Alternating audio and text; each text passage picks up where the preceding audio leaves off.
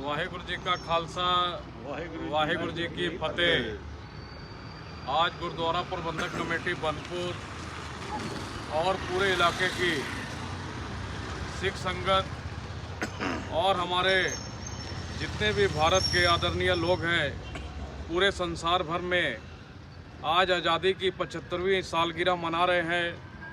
गुरुद्वारा प्रबंधक कमेटी की तरफ से आज आज़ादी की 75वीं सालगिरह की भारतवर्ष के आदरणीय लोगों को शुभकामनाएं और हमारी पश्चिम बंगाल सरकार को भी हमारी तरफ से शुभकामनाएं और हमारे दिल्ली में बैठे हुए किसान और मजदूर आंदोलन में जितने भी लोग जुड़ के आज इस आंदोलन का सहयोग कर रहे हैं, आज उनको भी हम अपनी 75वीं सालगिरह आज़ादी की शुभकामनाएं देते हैं। और इस आंदोलन में हमारा पूरा पश्चिम बंगाल का राज्य उनके साथ में है और इस आंदोलन का हम पूरा सहयोग कर समर्थन करते हैं। और हम अपनी भारत सरकार से भी अपील करेंगे कि आज जो 9 महीने से हमारे बैठे हुए आंदोलनकारी जो भारतवर्ष के लोगों की आज ज़रूरत है उसकी मांग रहे हैं हमारी भारत सरकार के पास, लेकिन हमारी भारत सरकार जो कान मुंह और आंखें बंद करके बैठी हुई है, ये भारत के लिए आने वाले समय के लिए अच्छी बात नहीं है और हमारे भारत के लोगों के लिए अच्छे संकेत नहीं है।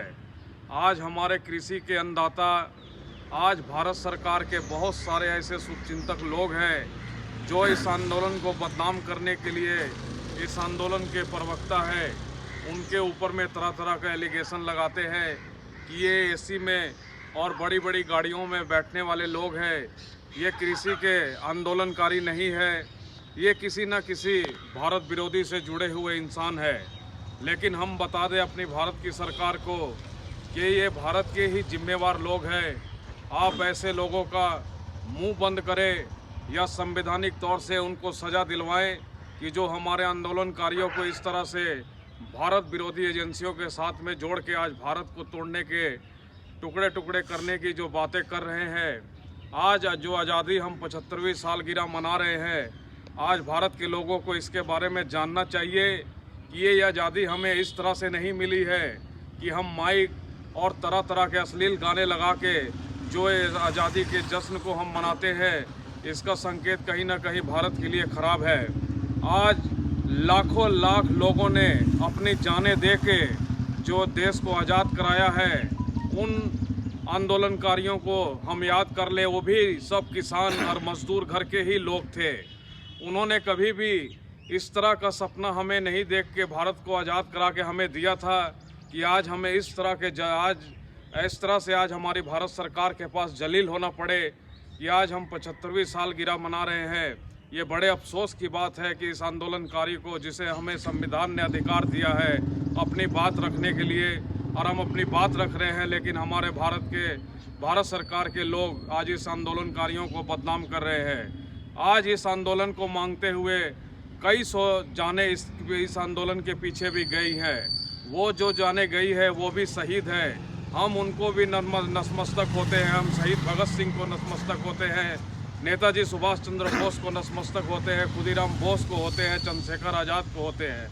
जो आज किसान और मजदूर आंदोलन में जितने भी लाशें आज इस आंदोलन को करते हुए शहीद हुए हैं, हम उन्हीं शहीदों के साथ में उनको भी रखेंगे और आने वाले जो आज़ादी की 76वीं सालगिरह हम मनाएंगे, हम उनको भी इस तरह से ही शहीद मीनारों के पास ज़रूर नतमस्तक होंगे। इसलिए आज हमें जागरूक होने की ज़रूरत है। हम अपने फेसबुक पेज के मार्फत से पूरे पश्चिम बंगाल और भारत के लोगों से अपील करेंगे कि जागरूक हो, भगत सिंह और खुदीराम और हमारे नेताजी सुभाष चंद्र बोस और चंद्रशेखर आज़ाद की नक्शे कदम पे चलो, तभी ये हमारी जो मांगे हैं वो पूरी हो सकेंगी।